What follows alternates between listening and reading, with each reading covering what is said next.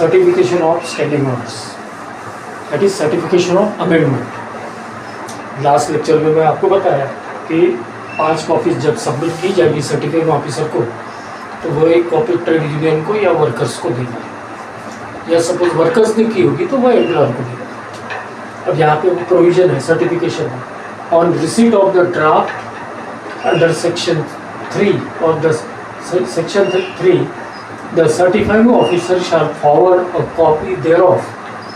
to the trade union if any, or where there is no trade union in that establishment,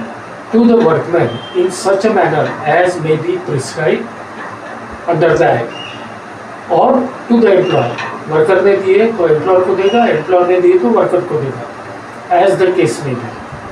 together with a notice in prescribed form requiring objections if any which the employer or workman desire to make to the draft amendment to be submitted to him within 15 days from the receipt of the notice. Certifying officer तो जो draft दिया गया है, यदि worker ने दिया है तो एम्प्लॉयर के लिए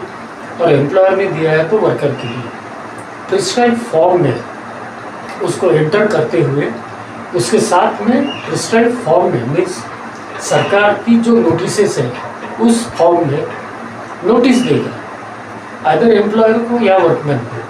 कि 15 दिन के अंदर वो अपना ऑब्जेक्शन फाइल करे जो अमेंडमेंट मांगी गई है उसके लिए। अब जब 15 दिन में दोनों में से कोई भी एक पार्टी जब अपने ऑब्जेक्शन फाइल करेगी तो सर्टिफाइंग ऑफिसर क्या करेगा, आगे दिया है after giving the employer or workman submitting the amendment an opportunity being heard, उसने ऑब्जेक्शन बुलाए ने क्या किया, उसने एक तरफा निर्णय नहीं दिया। यदि किसी एक पार्टी ने उनको अप्रोच किया कि सर ऐसे ऐसे अमेंडमेंट करना है, हम चाहते,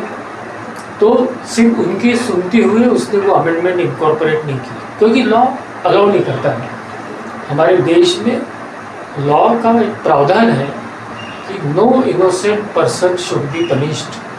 unless he has been given fair opportunity to prove his innocence। किसी भी व्यक्ति को आप तब तक पनिश नहीं कर सकते या उसके ऊपर किसी प्रकार का अपने विचार या थॉट नहीं ला सकते जब तक आप उसको एक मौका नहीं देते कि भाई इन विचारों से वो सहमत है या नहीं।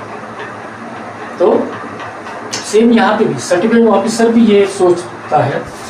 कि जब मैंने इनको 15 दिन में ऑब्जेक्शन फाइल करने का समय दे दिया, मीन्स मैं ये जब ऑब्जेक्शन फाइल कर रहे हैं तो मैं इनको सुन रहा हूँ, तो सर्टिफिकेट ऑफिसर फिर डिसाइड करता है कि ये मॉडिफिकेशन की ज़रूरत मीन्स रियली ज़रूरत है या नहीं है। बेस्ड ऑन दैट यदि उसे लगता है कि हाँ ये मॉडिफिकेशन नेसेसरी है यहाँ पे, तो उस आधार के ऊपर वो राइटिंग में ऑर्डर इशू करता है कि आज तारीख से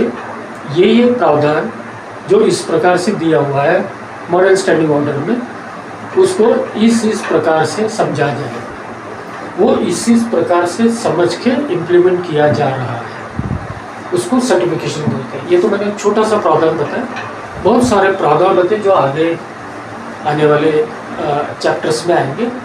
और काफ़ी इंटरेस्टिंग विषय है, क्योंकि हम सब किसी भी लेवल पे हो